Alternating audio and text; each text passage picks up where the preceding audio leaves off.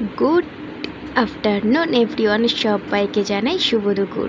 তোমরা কেমন আছো? আশা করি ভালো আছো। আমিও খুব ভালো আছি। মামনি ব্লগে আবার একটা নতুন ব্লগ নিয়ে চলে এলাম তোমাদের মাঝে। কেমন হলো অবশ্যই জানিয়ে কিন্তু ব্লগটা। তবে আজকের অনেক কিছুই রান্না হয়েছে, তার মধ্যে রয়েছে পটলের দোরমা। তাই পটলের দোরমা কীভাবে বানালাম সেটা আজ এই রেসিপিটা তোমাদের সঙ্গে শেয়ার করতে চলে এলাম। অবশ্যই ফার্স্ট থেকে লাস্ট পর্যন্ত দেখো। তো চলো, আজকের পটলের দোরমা কিভাবে করলাম সেটা তো দেখতেই পাবে, আর কেমন হলো অবশ্যই জানিও। আর আমার যেহেতু ভুল ত্রুটি হয়ে থাকে যে কিভাবে কি করতে হয়, যেটা তোমরা জেনে থাকো অবশ্যই সেটা বলে দিও, তাহলে আমারও আরও শিখতে সুবিধা হবে। তো যাই হোক, পটল থেকে পটলের পুরগুলো নিয়ে নিয়েছি, নিয়ে আলাদা একটা পাত্রে রেখেছি। আর এদিকে 4 পিস পটল বেশ ভালো করে একটু লাল লাল করে ভেজে নিচ্ছি, নিয়ে তুলে রাখবো।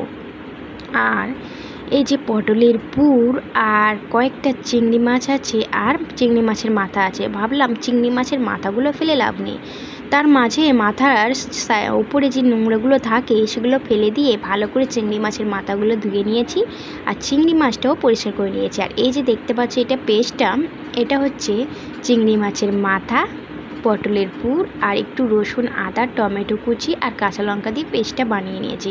আর ওই যে বাটির মধ্যে দেখতে পাচ্ছ ওটা আলাদা একটা পেস্ট করতে হবে পরে ওটাকে বানানোর জন্য। এর মধ্যে যে পেস্টটা করেছিলাম সেই পেস্টটা করার মধ্যে একটু তেল দিয়ে ভালো করে একটু কষিয়ে নিচ্ছি, মানে মশলাটা রেডি করে নিয়েছি। পটলে যেহেতু পুরের মধ্যে দেবো, পটলের মধ্যে দিয়ে যেই পুরটা দেওয়া হয় সেটা।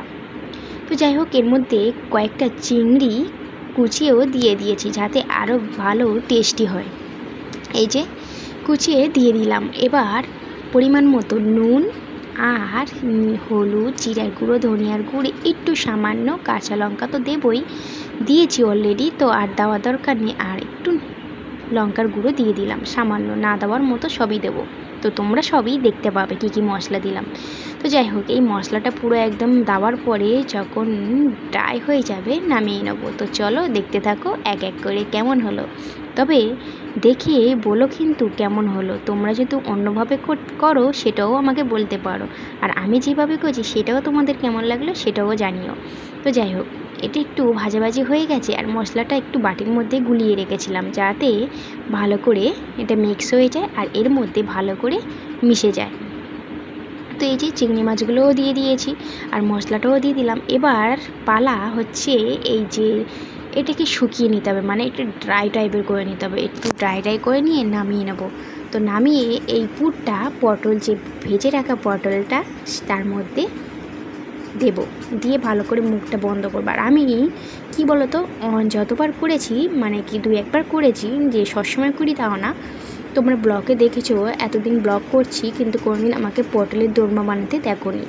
নানান রকমের রান্না করেছি করেছি, তবে এই দেখো পটলের পুরগুলো ভরে নিয়েছে। আর পটলের যে সাইডে যেগুলো কেটে রেখেছি সেই পটলটাই ওর মধ্যে দিয়ে টুথপিক দিয়ে ভালো করে সেঁটে দেবো। তবে সেঁটে দেওয়ার পরে কি বলো তো, কিছুটা বেরোচ্ছে, মানে কি যখন কষিয়ে যখন সিদ্ধ করি ওটা জল দিয়ে সামান্য, তখন ওই যে ওটা একটু খুলে গিয়ে হালকা একটু পুরগুলো বেরিয়ে এসেছিলো।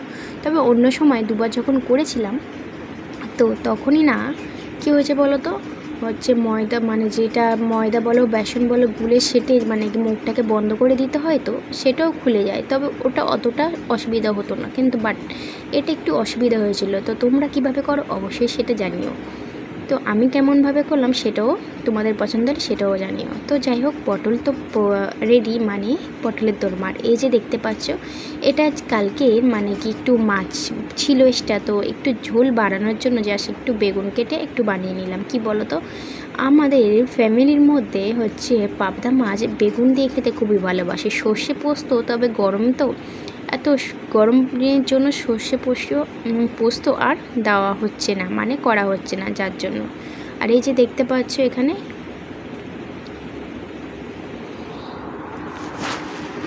তো যাই হোক, এখানে এটা রেডি হয়ে গেলে আর একটা কাজ আছে।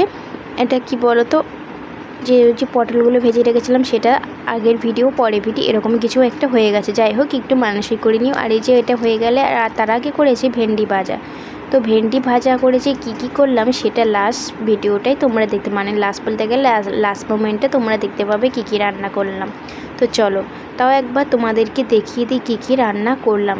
আর জানো তো এই যে বৃষ্টি, এই যে ওয়েদার এত হচ্ছে, মানে কি ওয়েদারের কোনো ঠিক ঠিকানা নেই, কখন বৃষ্টি কখন মেঘ কিছুই বোঝা যায় না।